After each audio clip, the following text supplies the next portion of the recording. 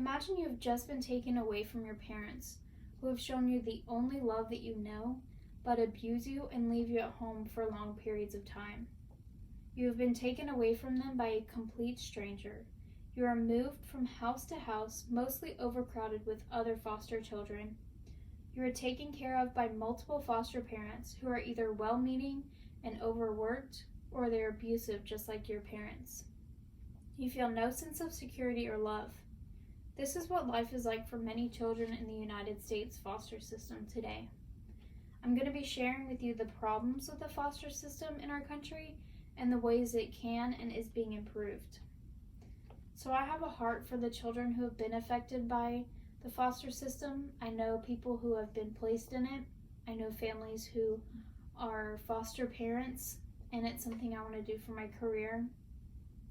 I also did a research paper on this topic in my English class last semester, so I feel I've done a considerable amount of research. My goal for this speech is to first explain the problems with placement instability within the system, the emotional, mental, and behavioral effects that it has on children, and the ways that it is being improved. According to Jedwab, Zhu, Kreiser, and Shaw, when reunification with the child and their original family is not what's best for the child, there are different places of care that they can be placed in based off of their specific needs.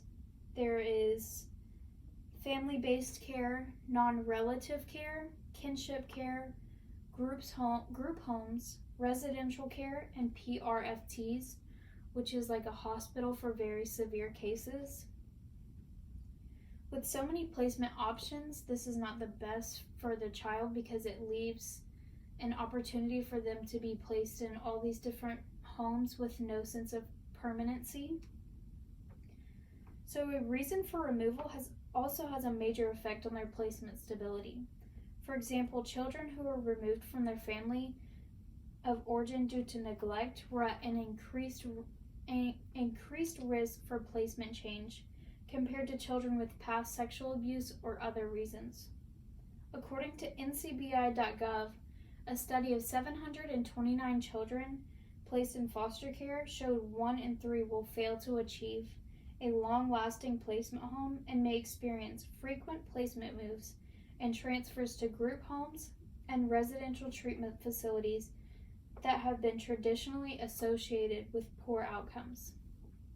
So for the ways that it is affecting children, according to Seth and Amanda Lichty, the amount of placement changes predicts later psychological and behavioral effects on the children. With no attention at home, they're going to be going to other places for attention. They'll act out in school, or they'll go to dangerous places for the attention. For example, California students are more likely to be classified with a disability. They are more likely to change schools more often, perform poorly on standardized tests. They also have a higher dropout rate compared to students who are not in the foster care system. According to Monique Mitchell, who shared a foster child's story of what she's been through, this child shared that it's felt like nobody was acknowledging the loss that she had just endured, the loss of her parents, and she also felt like she was just a source of income. And the Vermont Child Welfare Training Partnership has developed the Placement Stability Project, which is what's being done to change and improve the system. Their aim is to improve the placement stability by enhancing the social and emotional well-being of all children in the Vermont Child Welfare System. The organization is implementing new services like evidence-based informed child trauma treatment, caregiver training, mentoring, and more. Children'sRights.org shares that they team up with local child advocates to investigate and negotiate court-enforceable plans that transfer the way agencies treat kids. They also work on a state and national level to improve the policies. Because of child's rights in Milwaukee, the rate at which children were abused and neglected in foster care was reduced tenfold between 2000 and 2014. Allegations of maltreatment, which used to sit for months, are now referred and investigated within days. So I've shared with you the issues of placement instability, the effects that the foster system has on children, and what is actively being done to improve the system. Though it seems like a major undertaking to reform this massive and unorganized system, I would like to leave you with one more statistic from what the Child's Rights Organization is doing.